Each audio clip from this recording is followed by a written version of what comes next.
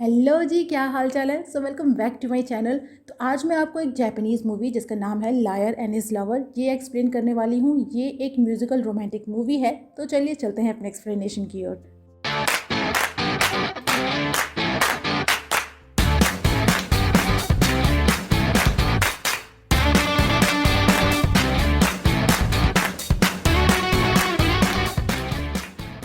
Movie के start पे एक बैंड को परफॉर्म करते देखते हैं जिसका नाम है क्रूड प्ले, जो पूरे जापान में बहुत ही फेमस है। इस बैंड के 4 मेंबर्स हैं, शुन, शिन्या, काओरू और तेपई। इनका एक और मेंबर है जिसका नाम है अकी, जो हमारी स्टोरी का मेन लीड है। ये बैंड में बेसिस था बट अब एक्स मेंबर है। इसने बैंड के डेब्यू करने से पहले ही बैंड छोड़ दिया। अब इसकी जगह शिन्या बैंड का मेंबर है और एक उसे छोड़कर बाकी सभी बचपन के दोस्त हैं। और शिन्या और अकी के बीच में रिलेशन अच्छे नहीं हैं।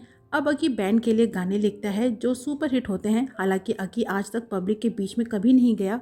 एक दिन अकी को ब्रिज पे देखते हैं जो फ्रस्ट्रेटेड होता है क्योंकि उसका उसकी गर्लफ्रेंड मारी से, जो कि एक सिंगर है, ब्रेकअप हुआ है क्योंकि उसने उसे चीट किया है। और अकी उसके लिए भी गाने लिखा करता था और यहाँ उसे एक गाने की इंस्पिरेशन मिलती है जिसे वो गुनगुनाने लगता है। और उसे गुनगुनाते हुए सुनती है एक लड़की जिसका नाम है रिको, जो एक हाई स्कूल स्टूडेंट है और अभी अपने फादर के वेज शॉप की कुछ डिलीवरीज करने निकली है।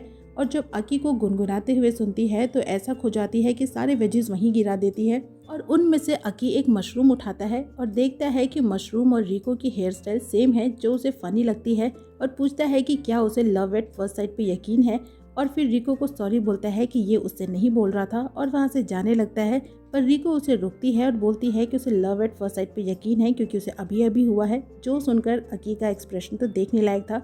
और रिको बोलती है कि उससे नहीं बल्कि उसके गुनगुनाने से, और खुद को इंट्रोड्यूस करती है और अकी से उसके बारे में पूछती है, जिस पे अकी अपना असली नाम नहीं बताता क्योंकि वो नहीं चाहता कि रिको उसे फेमस सॉन्ग राइटर की तरह जाने। उसके बाद अकी ये सारी बातें अपने फ्रेंड शुन को बताता है, जो उसे रिको को अच्छे से ट्रीट करने को बोलता है। और जब अकी रिको से मिलने जा रहा होता है तभी उसे मिलने आता है बैंड का प्रोड्यूसर तकागी, जो उसे मारी के लिए गाना कंपोज करने को बोलता है। दरअसल मारी को भी तकागी ही प्रोड्यूस करता है पर उसके गाने सारे अकी लिखा करता है।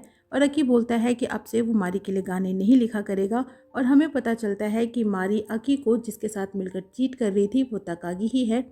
और फिर जाता है रिको से मिलने के लिए एक स्टोर में, जहां सभी क्रूड प्ले के नए एल्बम की बात कर रहे थे और अकी के गानों की तारीफ कर रहे थे। और ये भी कि अकी बैंड का एक्स मेंबर है पर उसने डेब्यू नहीं किया क्योंकि वो अगली है। और ये सुनकर अकी भी सोच रहा होगा कि अगली, वो भी मैं। और जब रिको से मिलता है तो पता चलता है कि वो भी क्रूड प्ले की फ़ैन है और अकी के गानों की भी। पर अकी बोलता है कि वो गाने वाने नहीं सुनता। और वहाँ रिको के 2 दोस्त यूची और सोता भी आते हैं ये देखने के लिए कि रिको किस इंसान को डेट कर रही है। और यूची बोलता है कि उसका बॉयफ्रेंड तो उससे काफ़ी बड़ा है और अकी से उसके काम के बारे में पूछता है। और अकी बोलता है कि वो कुछ भी नहीं करता, जिस पे यूची उसकी और इंसल्ट करता है जो रिको को अच्छी नहीं लगती। और वो यूची को धक्का देकर अकी के साथ वहाँ से भाग जाती है। और फिर अकी को बताती है कि जब उसने उसे पहली बार गुनगुनाते हुए सुना था तो उसे लगा कि वो बहुत ही उदास है और खुद भी वो गाना गुनगुनाने लगती है। और कहती है कि इसकी धुन ऐसी है कि आप इसे ज़ोर ज़ोर से गाना चाहेंगे। और जैसे ही उस गाने को ज़ोर से गाने जाती है अकी उसका मुंह बंद कर देता है और इतनी ज़ोर से कि रिको सांस भी ना ले पाए। और फिर सॉरी बोलता है और झूठ कहता है कि उसे गाने अच्छे नहीं लगते हैं और रोने लगता है, जिस पे रिको उसे हग कर लेती है और बोलती है कि वो घबराए नहीं, अब से वो हमेशा उसको प्रोटेक्ट करेगी। और रिको को लगता है कि अकी प्रॉब्लम्स में है पर अकी उसको किस कर लेता है क्योंकि उसे लगता है कि रिको उसे अच्छे से समझती है, उसकी फीलिंग्स उसके लिए प्योर हैं। और बोलता है कि उसे गाने वाली लड़कियां पसंद नहीं हैं। वहीं तकागी को देखते हैं जो अपने असिस्टेंट को बताता है कि अकी अब मारी के लिए गाने नहीं लिख रहा है और इसलिए मारी की रेटिंग गिर रही है क्योंकि जो गाने वो गा रही है वो अकी के गानों की तरह मास्टरपीस नहीं है। वहीं रिको को उसके दोनों दोस्तों के साथ देखते हैं और हमें पता चलता है कि ये तीनों का एक बैंड है और रिको उसके सिंगर है। बट अब वो कंफ्यूज है कि वो गाना गाए या नहीं क्योंकि अकी को गाने वाली लड़कियां पसंद नहीं हैं। पर अपने दोस्तों के कहने पे वो वहीं स्ट्रीट पे परफॉर्म करती है और उनको परफॉर्म करते देखता है तकागी। इधर मारी आती है अकी से मिलने और उसे बताती है कि वो पहली बार तकागी से अपने हाई स्कूल में मिली थी और उसने उसे प्रॉमिस किया था कि वो उसे सिंगर बनाएगा। और उसी की वजह से आज वो जहाँ है वहाँ पहुँच पाई है और दोनों के बीच में एक रिलेशन क्रिएट हो गया। हालांकि वो अकी को धोखा नहीं देना चाहती थी पर अकी बोलता है कि मारी की वजह से आज वो अपनी फीलिंग्स को लेकर क्लियर है और अब वो किसी को डेट कर रहा है जिसे ना तो उसकी रियल आइडेंटिटी पता है और ना ही वो उसके लिए गाने लिखता है। बट फिर भी वो उसे प्रोटेक्ट करना चाहती है और इसीलिए वो भी उसे प्रोटेक्ट करना चाहता है। वहीं तकागी रिको एंड फ्रेंड्स को अपने ऑफिस लेकर आता है और बताता है कि वो उनका डेब्यू कराएगा, जिस पे सोता बोलता है कि वो लोग अभी इस फील्ड में नए हैं, पर तकागी उन्हें बताता है कि डेब्यू करने के लिए उनके पास स्किल की ज़रूरत नहीं है, उन्हें बस कैमरा के सामने प्रिटेंड करना है, बाकी उनके लिए म्यूज़िक पीछे से कोई और प्ले करेगा। और बताता है कि क्रूड प्ले भी ऐसा करती है, सिर्फ शिन्या को छोड़कर, यानी कि परफॉर्मर्स सिर्फ प्रिटेंड करते हैं कि वो म्यूज़िक प्ले कर रहे हैं, जबकि रियलिटी में म्यूज़िक कोई और प्ले करता है। एक तरीके से म्यूज़िक कंपनियां लोगों को धोखा देती है पैसे कमाने के लिए, सिर्फ वो फेस बेचती है। हालांकि क्रूड प्ले के मेंबर ऐसा नहीं करना चाहते हैं, लेकिन उन्हें पता है कि उनका म्यूज़िक अच्छा नहीं है, वो अच्छे से प्ले नहीं कर सकते हैं और इसलिए सिर्फ फेम के लिए वो ऐसा करते हैं। सिर्फ शिन्या ही है जो अपना बेस खुद से प्ले करता है। फिर तकागी आकी को स्टूडियो में देखता है तो वो उसे रिको एंड ग्रुप से इंट्रोड्यूस कराना चाहता है और बोलता है उन्हें प्रोड्यूस करने के लिए, पर आकी को नहीं पता था कि वो उसे रिको से इंट्रोड्यूस कराने वाला है, तो वो उसे मना कर देता है। तो शिन्या रेडी होता है रिको एंड ग्रुप को प्रोड्यूस करने के लिए। फिर वो रिको को गाते हुए सुनता है और ना केवल उसकी आवाज़ बल्कि रिको भी उसे अच्छी लगती है। वहीं अकी को देखते हैं जो घर जा रहा था और अपने पुराने दिनों को याद करता है, जब वो हाई स्कूल में था और अपने ग्रुप के साथ खुश था और म्यूज़िक से प्यार करता था। और एक दिन तकागी उन्हें मिलता है जो बताता है कि वो उनका डेब्यू कराएगा और अकी से अकेले में बात करता है, पर अकी समझ जाता है कि तकागी सिर्फ उनसे सामने रखकर प्रिटेंड करवाना चाहता है, बाकी उनकी जगह म्यूज़िक कोई और प्ले करेगा। और फिर तकागी उसे शिन्या से इंट्रोड्यूस करवाता है जो बेस प्लेइंग में प्रो था और वही उसकी जगह प्ले करने वाला था।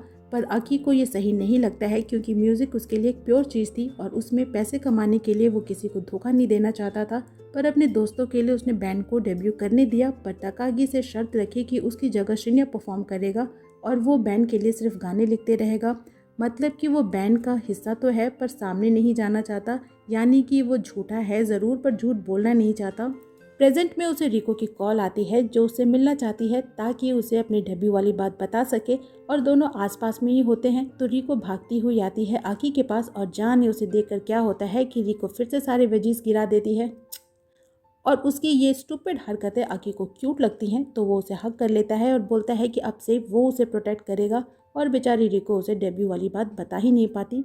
नेक्स्ट डे रिको फिर से आती है म्यूज़िक कंपनी में और यहाँ वो मारी को देखती है और वो उसके सिंगिंग की भी फ़ैन है। और शिन्या बताता है कि मारी के गाने भी अकी लिखा करता है, हालांकि मार्केट में सबको ये पता है कि उसके गाने तकागी लिखता है। फिर वो उसे लेकर आता है स्टूडियो में जहाँ पे क्रूड प्ले बैंड के नए गाने की रिकॉर्डिंग चल रही है जिसे अकी ने ही लिखा है।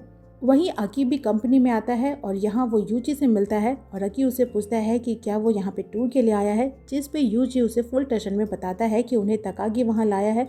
जिसके बाद अकी तुरंत आता है तकागी के पास और अपने और रिको के बारे में बताता है और तकागी उसे बोलता है कि उसे सिर्फ बिजनेस से मतलब है।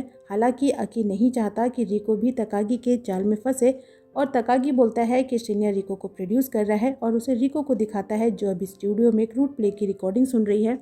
और रिको रियलाइज़ करती है कि वो वही गाना है जो उसने अकी को गुनगुनाते हुए सुना था और तभी अकी उसके सामने आता है और बताता है कि वो रियल अकी है, यानी कि क्रूड प्ले का सॉन्ग राइटर, और रिको से सॉरी बोलता है झूठ बोलने के लिए। फिर रिको भी उसे बताती है कि वो गाना गा सकती है और अकी बोलता है कि वो जानता है क्योंकि जब उसने उसे उसका गाना गुनगुनाते हुए सुना तभी समझ गया था, लेकिन फिर भी वो उसे गाना गाने से मना करता है और फिर उसे सॉरी बोलता है। पर रिको बोलती है कि अकी झूठा नहीं है, जब उसने उसे गाते हुए फर्स्ट टाइम सुना था तो उसे लगा कि उसकी आवाज़ बहुत ही प्योर है जो सीधा दिल तक आती है और लगता है कि वो अपनी लाइफ में कितना अकेला है। उसकी सच्चाई उसके गाने और उसकी आवाज़ से साफ महसूस होती है, इसीलिए उसकी नज़रों में वो सबसे सच्चा इंसान है। यहाँ पे अकी को गाने वाली लड़कियों से कोई प्रॉब्लम नहीं है, उसने ऐसा सिर्फ मारी की वजह से बोला था क्योंकि वो अब तक उसे सिर्फ यूज़ कर रही थी। फिर अकी उसे अपने घर लेकर आता है क्योंकि वो चाहता है कि रिको असली अकी को जाने, ना कि क्रूड प्ले के सॉन्ग राइटर को। और यहाँ रिको को अकी का बेस मिलता है और वो उसे पूछती है कि वो बेसिस्ट क्यों बनना चाहता था, जिस पे अकी बताता है कि चाहिए तो उसे गिटार था, पर उसके 12th बर्थडे पे उसके फादर ने अपनी सेविंग से उसे एक प्रेजेंट दी और तब उसे लगा कि वो प्रेजेंट एक गिटार है। बट जब उसने वो प्रेजेंट अपने दोस्त जून को दिखाई तो उन्हें पता चलता है कि वो गिटार नहीं बेस है, और तब उन्होंने डिसाइड किया कि वो अपना खुद का बैंड बनाएंगे। और रिको उसे वो बेस प्ले करने को बोलती है, पर अकी बोलता है कि बेस को बैंड के साथ प्ले करते हैं, इसीलिए वो उसे बाद में प्ले करके दिखाएगा। यहाँ रिको अकी के बारे में और भी बहुत कुछ जानती है। वो उसके बैंड का फर्स्ट सॉन्ग यानी उनका डेब्यू सॉन्ग भी गाती है और अकी उसके लिए गिटार प्ले करता है। फिर अकी उसे उसके घर छोड़ने जाता है और वापस जाते टाइम उसे एक और गाने की इंस्पिरेशन मिलती है और वो लग जाता है उसे कंपोज करने में। और नेक्स्ट डे तकागी से रिक्वेस्ट करता है कि वो उसे रिको के लिए गाने लिखने दे, पर तकागी मना करता है कि वो डेब्यू टाइम तक गाना कंपोज नहीं कर पाएगा, प्लस शिन्या का डेमो रेडी है। तो अकी जाने लगता है, पर जाते हुए उसे शिन्या मिलता है जो बताता है कि उसे नहीं पता था कि रिको उसकी गर्लफ्रेंड है, और बोलता है कि उसे हमेशा से खुद का बैंड चाहिए था और क्रूड प्ले उसका बैंड नहीं है क्योंकि वो उसमें एक रिप्लेसमेंट है और अब से रिको की बैंड ही उसकी बैंड है। और उसने रिको को नया नाम दिया है जो है मार्श, और कभी भी रिको को अकी के पास नहीं जाने देगा, यानी कि एक तरीके से उसे ओपन चैलेंज करता है। वहीं कंपनी रिको एंड बैंड की ब्रांडिंग एंड मार्केटिंग भी चालू कर देती है और उनका नाम रखती है मार्श एंड कॉरपोरेशन। और अकी भी ये सब कुछ नेट पे देखता है, पर बेचारी रिको ये सारा प्रेस कॉन्फ्रेंस छोड़कर सीधा अकी के पास आती है और बोलती है कि वो ये सब कुछ हैंडल नहीं कर सकती है, उसे घबराहट होती है। और अकी उससे पूछता है कि क्या वो डेब्यू करना चाहती है या नहीं, और रिको बोलती है कि उसे डेब्यू से मतलब नहीं है, उसे बस गाना गाना अच्छा लगता है। और अकी बोलता है कि अब से वो उसके लिए गाने कंपोज करेगा क्योंकि वो चाहता है कि रिको उसके लिखे गाने गाए, और अब तक वो म्यूज़िक से दूर भागता रहा, पर अब वो फिर से उसे फेस करेगा उसके लिए। और फिर वो रिको के डेब्यू के लिए एक गाना कंपोज करता है और उसे तकागी को देता है और बोलता है कि वो बस एक बार उसके गाने को सुने और फिर डिसाइड करे।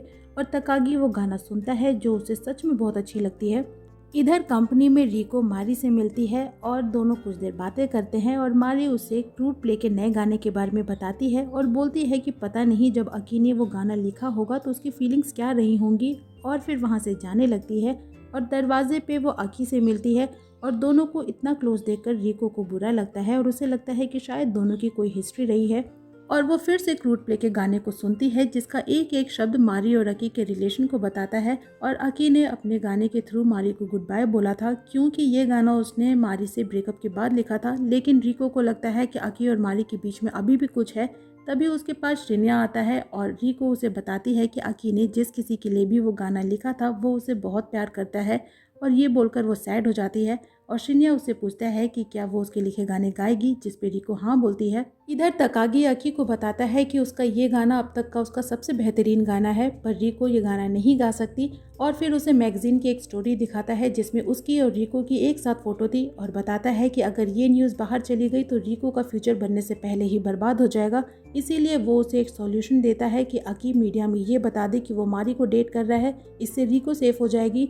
और मारी भी इस चीज़ के लिए रेडी है, लेकिन उसकी शर्त है कि अकी को रिको से ब्रेकअप करना होगा। और अकी ये बात शुन को बताता है जो उसे तकागी की बात ना मानने को बोलता है क्योंकि ये तकागी की चाल है अकी को रिको से दूर करने के लिए और एक तरह से मारी के करियर को बचाने के लिए, जिससे ऑब्वियसली कंपनी का फ़ायदा होगा। लेकिन अकी रिको के डेब्यू को लेकर परेशान था, तो शुन उसे समझाता है कि रिको कभी भी अपने डेब्यू के लिए ये सब कुछ नहीं करना चाहेगी। लेकिन तभी अकी रिको को शिन्या के साथ देखता है उसका गाना गाते हुए। और नेक्स्ट डे मीडिया में ये न्यूज़ आती है कि अकी और मारी डेट कर रहे हैं, और ये न्यूज़ रिको को भी पता चलती है, जिसके बाद वो अकी से मिलती है जो उसे बताता है कि उसकी और मारी की न्यूज़ सही है और अब तक वो उसके साथ सिर्फ टाइम पास कर रहा था, बाकी उसके अंदर उसके लिए कोई फीलिंग्स नहीं है और आगे से वो अपना गाना गाए और वहाँ से जाने लगता है। और ये बात रिको के लिए हार्ट ब्रेकिंग तो थी ही, साथ ही अकी के लिए भी थी क्योंकि वो रिको से सच में बहुत प्यार करता था, लेकिन उसके फ्यूचर के लिए उसने उससे ऐसे मीन वर्ड्स बोले जो बोलने के बाद वो खुद भी रोने लगता है। वहीं मारी का नया गाना हिट होता है जो एक्चुअल में वो गाना होता है जो अकी ने रिको के लिए लिखा था, उसका डेब्यू सॉन्ग जिसका नाम था will you sing my song, जो तकागी ने मारी को दे दिया। और पूरी मीडिया में भी इसी गाने की बात होती है कि अकी ने ये गाना मारी के लिए लिखा है, जो बात रिको को अच्छी नहीं लगती। उसके बाद से अकी दिन रात बिजी हो जाता है सिर्फ और सिर्फ सॉन्ग कंपोजिशन में, और रिको बिजी होती है अपने डेब्यू प्रैक्टिस में। और एक दिन तकागी शुन को कॉल करके बताता है कि अकी ने उसे ढेर सारे गाने एक साथ मेल किए हैं और वही गाने उसने शुन को भी मेल किए थे। और तकागी उससे पूछता है कि अकी के दिमाग में क्या चल रहा है, पर किसी को कोई आइडिया नहीं होता। वहीं रिको आती है अकी के घर के पास और बाहर बहुत सारे सामान देखती है, जैसे कि वो कहीं जा रहा है तो वो घर के अंदर जाती है, पर अकी वहाँ नहीं होता और वहाँ उसे उसका बेस मिलता है। और वहीं लैपटॉप पे वो स्क्रीन सेवर्स में अकी और उसके फ्रेंड्स की फ़ोटो देखती है जिसमें अकी बहुत ही खुश था और रिको वहीं रोने लग जाती है। और तभी अकी वहाँ आता है और रिको उससे पूछती है कि क्या वो कहीं जा रहा है, और उसका बेस लेकर भाग जाती है और अकी उसका पीछा करता है क्योंकि वो बेस उसे उसके डैड ने गिफ्ट किया था। और रिको को लगता है कि अगर वो उसका बेस चुरा लेगी तो अकी कहीं नहीं जाएगा। इधर शुन भी अकी के घर आता है जहां उसे फ्लाइट की एक टिकट मिलती है और एक सीडी जिसमें अकी के नए गाने थे। और तभी वहां अकी आता है तो शुन उस सीडी को अपने पास रख लेता है और अकी उसे बताता है कि रिको उसका बेस लेकर भाग गई। तो नेक्स्ट डे शुन रिको से मिलता है और पूछता है कि क्या उसने अकी का बेस चुराया है और बताता है कि अकी जब से उससे मिला है वो पहले की तरह खुश रहने लगा है जब वो हाई स्कूल में था और उसे वही सीडी देता है जो वो अकी के घर से लेकर आया है और बताता है कि उसमें उसके नए गाने हैं और रिको उसे खुद से सुने और समझे कि अकी ने ये किसके लिए लिखे होंगे और बताता है कि वो इसी हफ्ते लंदन जा रहा है। उसके बाद रिको वो सारे गाने सुनती है जो अकी ने उसके लिए लिखे थे और वो समझ जाती है कि अकी उससे बहुत प्यार करता है और उसके लिए सेक्रीफाइस कर रहा है। उसके बाद आता है वो दिन जिस दिन रिको के बैंड का डेब्यू था और इवेंट में रिको शिन्या का लिखा गाना गाती है और सभी इंजॉय करते हैं। वहीं अकी जाता है एयरपोर्ट के लिए और उसे शुन कॉल करता है और बताता है कि रिको ने उसका बेस लौटा दिया है तो जाने से पहले वो आकर ले ले। और जब अकी वहां आता है तो देखता है रिको को जो उसका नया गाना प्ले कर रही थी और वो समझ जाता है कि ये सब कुछ शुन का किया हुआ है। और रिको उससे बोलती है कि वैसे तो उससे बहुत कुछ बोलना है पर वो जानना चाहती है कि क्या जो गाने वो लिखता है वो उसकी सोच है, जिस पे अकी मना करता है। लेकिन रिको समझ जाती है कि वो झूठ बोल रहा है और उसे उसका बेस देती है और अपने साथ प्ले करने को बोलती है। और फिर अकी प्ले करता है और रिको वही गाने गाती है जो अकी ने उसके लिए लिखे थे, जिसमें उसने लिखा था कि वो रिको से कैसे मिला, वो उसके लिए क्या फील करता है, उसकी नज़रों में वो कैसा बनना चाहता है, सब कुछ। और रिको उससे झूठा बोलती है क्योंकि उसे पता है कि अकी उसे प्यार करता है पर मना कर रहा है। और गाना प्ले करने के बाद अकी उसे बाय बोलकर वहाँ से चला जाता है और रिको बस उसे देखती रहती है और रोती हुई वहाँ से जाने लगती है। बट तभी पीछे से अकी आता है जो उसे किस करता है और इसी के साथ ये मूवी यहीं पे ख़त्म हो जाती है। तो ये एक्सप्लेनेशन यहीं पे होती है ख़त्म। आपको मूवी कैसी लगी कमेंट सेक्शन में ज़रूर बताइएगा। वीडियो अच्छी लगी तो वीडियो को लाइक कीजिएगा, फ्रेंड्स के साथ शेयर कीजिएगा और मुझे इनकरेज करने के लिए मेरे चैनल को ज़रूर सब्सक्राइब कीजिएगा। मैं आपसे मिलूंगी नेक्स्ट वीडियो में किसी नए मूवी या ड्रामा की एक्सप्लेनेशन के साथ। तब तक अपना खूब सारा ख्याल रखिए। सायनारा।